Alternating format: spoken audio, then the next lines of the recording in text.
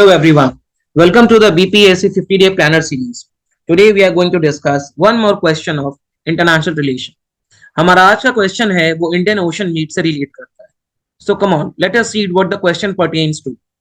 The question is to what extent IOM, which stands for Indian Ocean Meet, can replace the relevance of Indian Oceanic Rim Association. Explain India's effort to counter China's influence in the region. ठीक है. तो like in the rest of the question, first of all हम बात करेंगे कि how to introduce. ठीक है. तो आईआर के क्वेश्चन में मैंने आपको बताया है कि the introduction can be done either to trace the historicity, जिससे कि हमें उस क्वेश्चन का रेलेवेंस के बारे में पता चलता है, और you can use any current event which has happened. ठीक है. So as the question is asking about the Indian Ocean meet which is a comparatively new phenomena, ये एक नया फेनोमेना है, तो आप मान सकते हैं कि the people might not be knowing about this particular thing. So it will be very prudent if you start with the definition और यू एक्सप्लेन कि इंडियन ओशन मीट एक्चुअली है क्या. ठीक है. सो आइए हम लोग देखते हैं क्या है. तो बेसिकली इंडियन ओशन मीट जो है ना, this is an organisation by China. तो चाइना जो है हैज ऑर्गेनाइज्ड द मेडन, और इंडियन ओशन मीट का जो टेक्निकल नेम है that is China Indian Ocean Region Forum. ठीक है. ये इसका मेन नेम है, China Indian Ocean Region Forum. ठीक है. Which consist of 19 nations. इसी तरीके से आप इसको डिफाइन करोगे और आप बताओगे कि ये बेसिकली है क्या. और यहां पे why has China done so? China has done so with an aim of countering India's increasing influence in the region. Countering India's increasing influence in the region. ठीक है. चलो अब मैं आपको थोड़ा सा इसमें एक्सप्लेनेशन देता हूं, departing away from the question as such. देखो क्या हो रहा है इसमें. आप सभी को पता है कि वी हैव इंडियन ओशन. अब इंडियन ओशन जो है ये बेसिकली क्या है? Indian Ocean is the part which covers the entire subcontinent of India. ठीक है. Indian subcontinent means we have India, we have South East Asia वाला portion, we have some portion of West Asia also. Clear. अब होता क्या था कि पहले ये जो पोर्शन है ना इंडियन ओशन का, USA used to call it as a Pacific command, as a Pacific command. लेकिन अब यूएसए जो है ये इस एरिया को बुलाती है Indo Pacific region. Indo Pacific region. तो इंडो पैसिफिक रीजन क्या है? The region which is surrounded by the Indian and the Pacific Ocean. ठीक है. इसके बाउंड्रीज के बारे में हम नहीं जाते हैं. तो अब इसके बाद क्या हो रहा है कि यूएसए जो है is trying to focus on its own economy. US अपनी खुद की इकोनॉमी के पे फोकस करना चाहता है, इसीलिए वो जो एशिया का दारोमदार है वो किसी रेस्पॉन्सिबल प्लेयर पे दे रहा है. ठीक है. And not only USA but many western nations and also countries like Australia, New Zealand वगैरह वगैरह, जिसके चलते India's influence in the Indian oceanic region has increased by leaps and bounds. बहुत ज्यादा बढ़ गया है. And this in a way is also a counter to China. अब इसी के बैकड्रॉप में चाइना ने बोला है कि चलो कोई बात नहीं, इंडिया तो बहुत पावरफुल हो गया है, लेकिन मैं भी एक मीटिंग ऑर्गेनाइज कराता हूँ, और उस मीटिंग का जो मेन ऑब्जेक्टिव है वो इंडिया के इन्फ्लुएंस को काउंटर करना है. वही हम यहाँ पे बात कर रहे हैं. इसको जनरल पार्लेंस में आईओएम इंडियन ओशन मीट कहते हैं, और या तो China Indian oceanic region forum बोलते हैं. ठीक है. अब हम आते हैं अपने क्वेश्चन के एस्पेक्ट में. सबसे पहले क्वेश्चन ये पूछा है कि क्या जो आईओएम है ये Indian Ocean Rim Association, Indian oceanic rim association, ठीक है, जो कि इंडिया का क्रिएशन है, आप ये मान के चलो, तो क्या ये इसको रिप्लेस कर सकता है? तो हमारे क्वेश्चन का पहला एस्पेक्ट होगा कि Indian Ocean meet cannot replace IORA. अब हम इसके फेवर में पॉइंट देंगे. तो देखो 3-4 पॉइंट हम इसके फेवर में लिखते हैं. सबसे पहला पॉइंट ये है एक्सटेंट ऑफ पार्टिसिपेशन. ठीक है. एक्सटेंट ऑफ पार्टिसिपेशन, इसमें हम लोग ये बात करेंगे कि इंडियन ओशन रिम एसोसिएशन में कितने मेंबर्स हैं और आईओएम में कितने मेंबर्स हैं. ठीक है. तो देखो इंडियन ओशनिक रिम एसोसिएशन में we have 23 member countries. Okay. 23 member countries and we have 9 dialogue partners. Dialogue partner वो होते हैं जो कि भले ही मेंबर नहीं है लेकिन फिर भी जब भी कोई समिट लेवल मीट होती है तो ये बातचीत करने पहुंच जाते हैं, ठीक है। वहीं इसके ऑपोजिशन में अगर हम इंडियन ओशन मीट की बात करें, so they have 19 nations and only 3 dialogue partners. तो आप देख रहे हो इंडियन ओशन रिम एसोसिएशन का जो एक्सपांस है, जो एक्सटेंट है, वो आईओएम से ज्यादा है। तो इसीलिए this is relatively a very difficult task to overshadow Indian oceanic rim Association. यहीं पे आप दूसरा पॉइंट ले सकते हो, refusal by some of the nations, refusal by countries. तो इंडियन ओशनिक रीजन में जो बहुत ही प्रोमिनेंट प्लेयर है, for example Australia, for example Maldives, they have refused to join this initiative of China, thereby posing a threat to legitimacy. Threat to legitimacy, क्यों legitimacy को threat है? जब इतने प्रोमिनेंट प्लेयर ज्वाइन नहीं कर रहे हैं तो ऑलरेडी जो मेंबर्स प्रेजेंट है वो इसके लेजिटिमेसी को क्वेश्चन करेंगे कि आप इंडियन ओशनिक रीजन में एक मीट कर रहे हो और वहां पे प्रोमिनेंट प्लेयर्स तो पार्टिसिपेट ही नहीं कर रहे हैं। So again their legitimacy will be question. Okay, तीसरा देखो आप, ऑब्जेक्टिव। अब अगर मैं ऑब्जेक्टिव की बात करूं तो इंडियन ओशन मीट का जो ऑब्जेक्टिव है that relates only to disaster management. बात समझ रहे हैं आप? इसका जो ऑब्जेक्टिव है वो केवल डिजास्टर मैनेजमेंट है। लेकिन जो इंडियन ओशनिक रिम एसोसिएशन है, this has got a plethora of objective. From disaster management तो इसमें है ही, plus we have the concept of blue economy. ये ब्लू इकोनॉमी को भी प्रमोट करता है, ये हमारे फ्री ट्रेड को भी प्रमोट करता है, ये सस्टेनेबल डेवलपमेंट को भी प्रमोट करता है, डिजास्टर मैनेजमेंट को भी प्रमोट करता है, मैरीटाइम सिक्योरिटी को भी प्रमोट करता है। तो देखो आप कितना एनहांस्ड ऑब्जेक्टिव है इंडियन ओशन एग्रीम एसोसिएशन का, और आईओएम का बहुत ही मायोपिक ऑब्जेक्टिव है। So therefore it becomes all the more difficult to counter या फिर replace Indian ocean rim association, ठीक है। उसके बाद में जो चौथा सबसे बड़ा है वो है allegations on China, allegations on China for its belt and road initiative. तो चाइना पे ये एलिगेशन लग रहा है कि वो बेल्ट और रोड इनिशिएटिव को यूज करके they are trying to create some sort of debt diplomacy.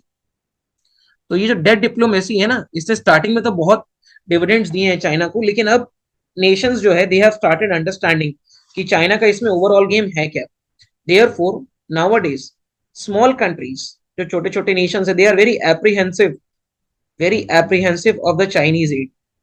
बहुत एप्रीहेंसिव है, वो जल्दी से चाइनीज एड को एक्सेप्ट नहीं करते हैं, क्योंकि जानते हैं क्या पता फ्यूचर में जाके वो उनको डेट ट्रैप में फंसा ले, ठीक है। तो ये कुछ पॉइंट्स थे कि व्हाई इट कैनॉट रिप्लेस। अब कुछ पॉइंट्स हमको देना होगा कि how IOM can replace Indian oceanic rim association. सबसे पहला पॉइंट जो है वो इकोनॉमी का ही है, जैसे कि IORA इट लैक्स फंड, ठीक है। End fund for what? For carrying out the task of blue economy, material और टेक्नोलॉजिकल ट्रांसफर, ये सब। और इंडियन ओशनिक मीट में क्योंकि China is a prominent player, so this is a fund surplus institution. इनके पास पैसे की कोई कमी नहीं है। सो हो सकता है in due course of time IORA में आउटलिव इट्स यूटिलिटी, में आउटलिव इट्स यूटिलिटी, क्योंकि इनके पास पैसा ही नहीं बचेगा, तो कुछ तो ऑल्टरनेटिव हमको यूज करना पड़ेगा ना। उसके बाद में अगर मैं एक और चीज देखूं कि China is deliberately eliminating, China जो है ना वो डेलिबरेटली इंडिया को एलिमिनेट कर रहा है ग्लोबल इंस्टीट्यूशन से, और इंडियन ओशनिक रीजन जो है this is not as exception. उसके बाद में अगर मैं बोलूं चाइना की जो एक्सपेंशनिस्ट पॉलिसी, चाइना की जो एक्सपेंशनिस्ट पॉलिसी है, this is posing a threat to its neighbours. So China may try to leverage this expansionism, और वो बोले अगर आईओएम में तुम पार्टिसिपेट नहीं करोगे then I will annex your territory. तो ये सब कुछ रीजंस हैं जो कि हमको बताता है कि आईओएम में in the future replace Indian oceanic rim association, ठीक है। अब एक दूसरा एस्पेक्ट आप देखो, increasing influence of China, increasing influence of China in the Indian oceanic region. मैं यहाँ पे कुछ आपको फैक्टॉइड्स दूंगा, कुछ I will tell you the case studies, जिससे कि मेरी ये बात जो है वो प्रूव होगी, ठीक है। सो पॉइंट नंबर 1, सबसे पहले देखो आप कि जो चाइना है, China is creating naval ports. China जो है वो नेवल पोर्ट्स क्रिएट कर रहा है, उनको एक्वायर कर रहा है इंडियन ओशनिक रीजन में, and such latest edition is in Djibouti. Djibouti ने, चाइना ने एक अपना नेवल बेस बनाया है। उसके बाद में through its debt trap diplomacy, China is trying to corner some strategic ports.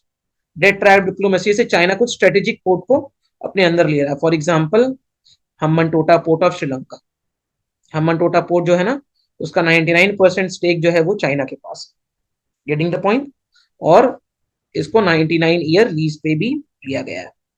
उसके बाद में there has been increase in Chinese investment in small countries which have a maritime border. For example, in Kenya, for example, in Sudan, Tanzania, Mozambique.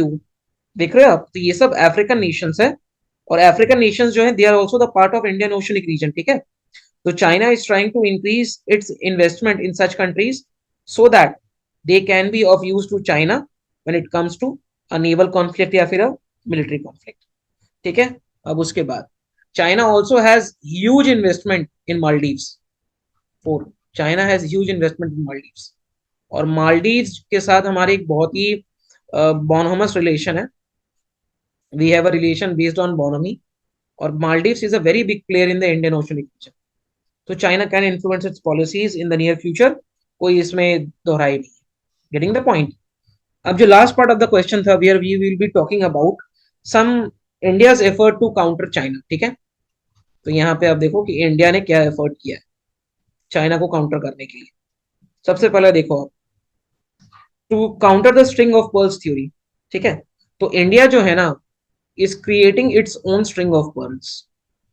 अब ये string of pearls क्या है, देखो basically मैं आपको यहां से एग्जांपल देता हूं। मान के चलो चाइना जो है ना, China is trying to encircle India. इस तरीके से चाइना एनसर्कल कर रहा है स्ट्रेटेजिक पोर्ट्स को एक्वायर करके। ये सब जो है ये सब स्ट्रेटेजिक पोर्ट्स है। ये होता है स्ट्रिंग ऑफ पर्ल्स। ठीक है, तो India is also trying to create its own string of pearls. पहला समझ में आया। दूसरा जो है वो है प्रोजेक्ट सागर। एक बहुत ही एम्बिशियस प्रोजेक्ट है इंडिया का। 2017 में इंडिया ने स्टार्ट किया था। इसका मतलब है security and growth for all in the region. इसका मैं यहाँ पे फुल फॉर्म लिखता हूँ, security and growth for all in the region. तो ये बताता है कि India is trying to emerge as a responsible player in the region. India सिर्फ अपने ही ग्रोथ के बारे में नहीं देख रहा है, बल्कि सारे मेंबर नेशंस की ग्रोथ के बारे में देख रहा है। Getting the point. और ये जो प्रोजेक्ट सागर है, this also have one of the objective to revitalise trade. ये ट्रेड को भी रिवाइटलाइज करने की कोशिश है। Getting the point. उसके बाद में आप देखो, India is also trying to build some naval bases. For example, China naval base बना रहा है, तो इंडिया भी नेवल बेस बना रहा है। India has acquired a strategic port in Seychelles. बहुत टाइम से हमारा इनके साथ डिस्कशन चल रहा था, और अब finally India has gone for. Moreover, India has also signed agreement with Singapore and USA, जहां पे we have got the permission for docking of the ship, refuelling और बाकी सारी चीजें। ठीक है, तो आप समझ रहे हो, जैसे मान के चलो आप कि इंडिया की कोई शिप है, वो सिंगापुर के आसपास होवर कर रही है, और वहां पे हमको फ्यूल की जरूरत है, तो मैं सिंगापुर जा सकता हूँ फ्यूल लेने के लिए। अगर कोई कॉन्फ्लिक्ट भी होता है फ्यूचर में, so India can go to Singapore and can replenish its resources. ठीक है। चौथा एस्पेक्ट देखो आप, Chabahar port, very important issue. Chabahar port, पता है चाबहार पोर्ट कहाँ है आपको? ईरान में। अब एक देखो, इंडिया का जो मैनिफेस्ट ऑब्जेक्टिव है चाबहार पोर्ट का, वो है to increase the trade with central Asia and Afghanistan. Central Asia और अफगानिस्तान के साथ हमको ट्रेड इंप्रूव करने के लिए इंडिया चाबहार पोर्ट इंप्रूव कर रहा है। क्यों ऐसा? ये देखो आप, मान के चलो this is India, this is Pakistan, this is Afghanistan. ठीक है, अब इंडिया को अगर कुछ गुड्स एंड सर्विसेज को अफगानिस्तान तक एक्सपोर्ट करना है, तो बीच में पड़ता है Pakistan, and Pakistan does not allow us so. ये हमको ट्रांजिट रूट नहीं देता है, जिसके चलते India has to go all the way to Iran and then to Afghanistan. लेकिन apart from being a trade route to Central Asia and Afghanistan, Chabahar will also work in improving the marine presence of India, क्योंकि Chabahar port में India का presence हो जाएगा, so India इस पूरे reason को फिर से गार्ड कर सकता है। उसके बाद में एक बहुत ही इंपॉर्टेंट एस्पेक्ट है क्वाड का। अब देखो आप क्वाड में कौन कौन से नेशन है, इंडिया के साथ we have USA, we have Japan and we have Australia. अब देखो Japan and Australia, they are also a major player in Indian Oceanic region. So India can strengthen its relationship with Quad और फिर उसके बाद में Indian oceanic region पे India अपना influence को बढ़ा सकता है। एक है act eastern look east, I don't think I need to elaborate a lot on this. यहाँ पे इंडिया अपने ईस्टर्न नेशंस के साथ रिलेशन इंप्रूव करने की बात करता है, generally south east Asian Nations. ठीक है, so these are some of the steps which India has taken and which might prove very beneficial for us when we try to target China's growing influence in the Indian Ocean region. ठीक है, though there are some issues, तो हमारे पास कुछ वे forwards भी हैं या फिर things that can be done, things that can be done and should be done. First of all, India should try a strategy. India should try to devise a strategy to persuade China to maintain a stable regional security system. सबसे पहले तो जाके China के साथ बात करो कि हमको इस रीजन में सिक्योरिटी मेंटेन करने की कोशिश करनी चाहिए। ठीक है, क्योंकि देखो टॉक्स जो है ना उनसे बड़ा कुछ नहीं होता है, टॉक्स जो है they are very big thing. उसके बाद में India can utilise its trade deficit. देखो ट्रेड डेफिसिट को हमने हमेशा नेगेटिव एंगल में देखा है, लेकिन यहाँ पे इंडिया जो है वो अपना ट्रेड डेफिसिट को यूज कर सकती है एज अ बार्गेनिंग पावर। और ट्रेड डेफिसिट को यूज नहीं करना है तो ट्रेड को ही तो यूज करो कि देखो भाई चाइना हम आपके साथ बहुत ज्यादा ट्रेड करते हैं, आप इस रीजन में सुख शांति बनाए रखो ताकि हमारा ट्रेड चलता रहे। ठीक है, उसके बाद में India should try to develop its own maritime and also land border connection या फिर border connection with the neighbouring nations. ठीक है, गेटिंग द पॉइंट। उसके बाद में एक चीज और आप याद रखना, try to avoid militarisation, try to avoid the militarisation of Indian ocean. ठीक है, इंडियन ओशन को हमको मिलिटराइज करने की कोशिश नहीं करनी है। So these are some of the things we can keep in mind, and in the last when we conclude the answer we can write that India has a growing global power aspiration. ठीक है, ये आप लिख सकते हो, India has a growing global power aspiration. For this India needs to prove its credential as a net security provider in the Indian Oceanic region and as a responsible player in whole. So this can be done by using both the soft and hard diplomacy with China. ठीक है, in this way you can end your answer. I hope आपको ये lecture समझ में आया होगा. We will meet again with some more questions. Thank you very much.